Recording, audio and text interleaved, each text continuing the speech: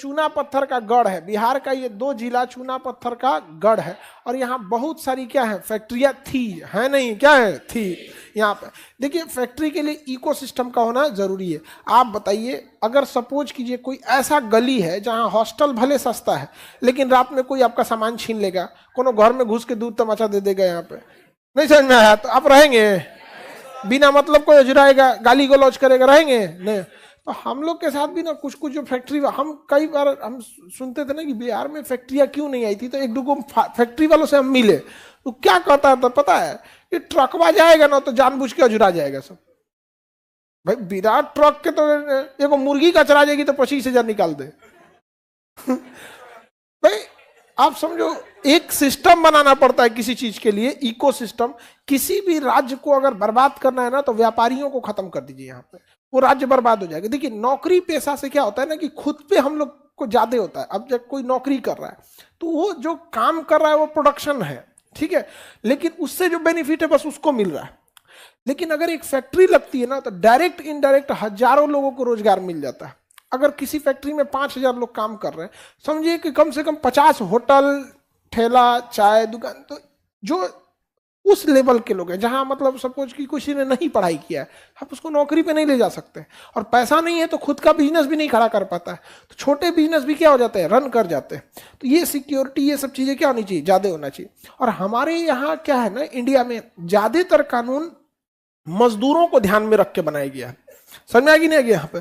तो दोनों को थोड़ा सा बैलेंस रख के जरूरत है यहाँ पर। अगर फैक्ट्री ही नहीं रहेगी, फैक्ट्री का मालिक ही नहीं रहेगा, तो लाख आप कानून बना के रखिए मजदूरों के फेवर में, रहेगा ही नहीं तो मजदूर करेंगे कि बिहार में कानून बना क्या करें, फैक्ट्री नहीं है यहाँ पे, क्या काम का कानून, मैं किसके लिए सजू, मेरा पिया आनहर है, तो भाई रहना तो चाहिए। तो फैक्ट्री नहीं रहेगा तो करेंगे कौन चीज हम यहाँ। कोई भी इंडस्ट्री देखिएगा ना, गुजरात हो, दिल्ली हो, यहाँ हो, यूपी बिहार से सबसे ज्यादा मजदूर जाते हैं। जब ट्रेन, हाँ बाबू, जब छठ का समय आएगा तो देखिएगा क्या मुसीबत से हम लोग बाहर से वापस आते हैं यहाँ पर। यहाँ ना लगने के भी रीजन समझ में आ गई कि नहीं आ गया आप लोग को? आगे बढ़ जाए। बेगूसराय मिल गया। बेगूसराय डिस्ट्रिक्ट जो है ना वो बिहार का इंडस्ट्रियल हब कहा जाता था। इस एरिया के बाद रोहतास और सासाराम रोहतास एरिया के बाद सबसे ज्यादा अगर इंडस्ट्रियलाइजेशन अगर कहीं था तो कहां था, बेगूसराय। बेगूसराय में जगह है बरौनी। कौन जगह है, बरौनी। बरौनी कारखाना भरा हुआ है बरौनी में। आज के डेट में जाएंगे ना तो बरौनी में एक एरिया है इंडस्ट्रियल एरिया, जैसे बरौनी है, बरौनी में एक एरिया इंडस्ट्रियल एरिया, वहां आदमी कम, वर्कर ज्यादा मिलेंगे, यहाँ पे रेसिडेंस नहीं मिलेगा। Carbon factory, fertilizer factory, NTPC बिजली घर, बरौनी में ऑयल रिफाइनरी, तेल शोधन कारखाना, ये सब कहाँ है, बरौनी में। तो बरौनी काफी तेजी से इंडस्ट्रियल हब है, और वहां पे ना ट्रेनों का भी एक्सचेंज जंक्शन है, बरौनी जंक्शन, जिससे कि आप, क्योंकि बीचों बीच से कौन सी नदी जाती है, गंगा नदी, और गंगा नदी पे पुल भी बनाना पड़ेगा, तो हैवी पुल बनाना पड़ेगा ना।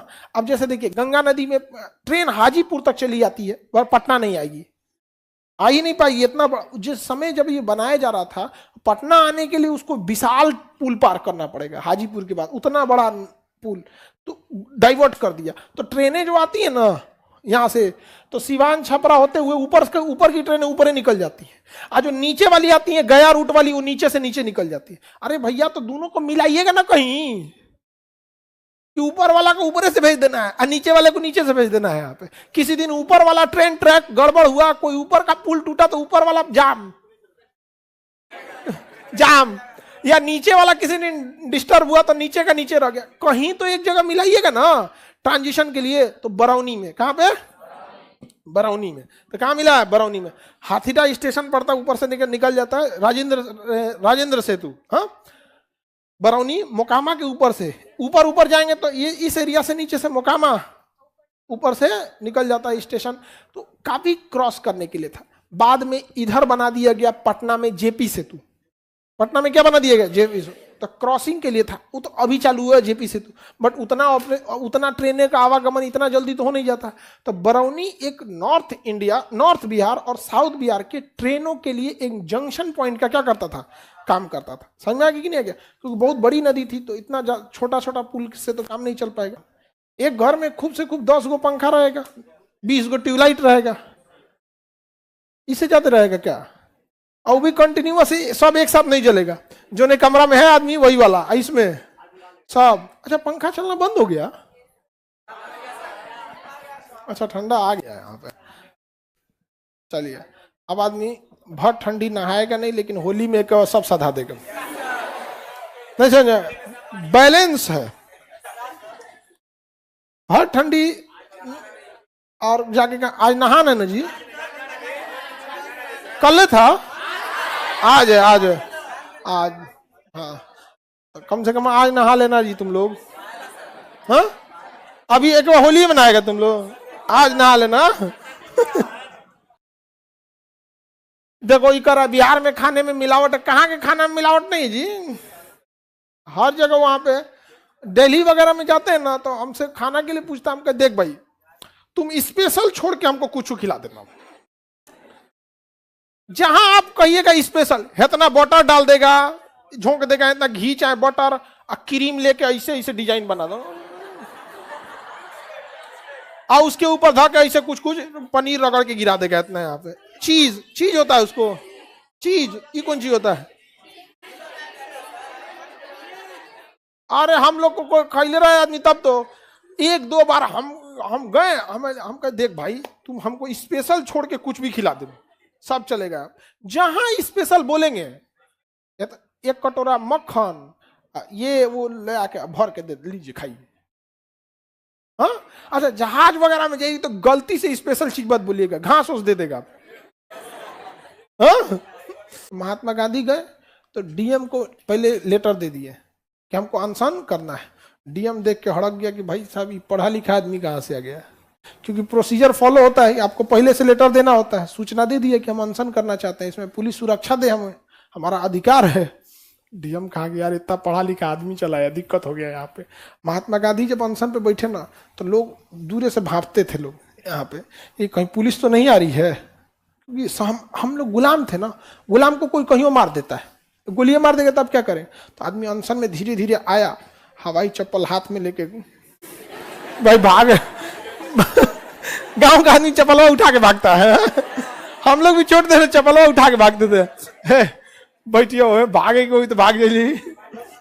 हाँ एक दिन गया, 2 दिन गया, महात्मा गांधी पूरा अनशन पे बैठ गए, और उसके बाद धीरे धीरे पूरा जमघट लग गया, और सरकार को झुकना पड़ा यहाँ पर, और अंग्रेजों को कहना पड़ा कि नहीं, जो बोना चाहते हैं नील वही बोएंगे, किसी से जबरदस्ती नहीं कराया जाएगा। अंग्रेजों का कहना था कि आदमी जी गया ना तो हमारे लिए घातक हो जाएगा, जी गया तो घातक होगा, इसको जहर देके मार दो। तो बतख मियाँ ने हल्ला कर दिया कि गांधी जी जहर देने का प्लान है आपको। कहा ऐसा बात है, हम जाते हैं अहमदाबाद आंदोलन करने, यहाँ का हो गया ना, तो हाँ यहाँ का हो गया, अहमदाबाद जाते हैं यहाँ पे। और लोग गांधी को गाली देते हैं।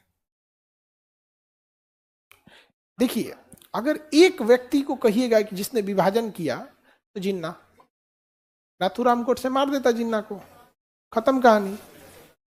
नहीं समझ में आया? बुखार हुआ है आदमी को, तो बुखार का दवाई दोगे, कान में तेल डालोगे? बुखार में बुखार का ना दवाई दिया जाता है जी, ये कान में तेल डाला जाता है। अरे भाई विभाजन कर रहा है कौन? जिन्ना, मार दिया जाके किसको?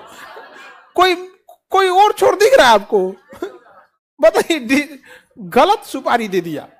नहीं कभी कभी सुपारी दिया जाता है कि इस आदमी को, समझ में गया कि नहीं गया, इस आदमी को मार देना, फोटो चेंज हो गया। क्या हो गया? फोटो चेंज हो गया, आप और चल गया।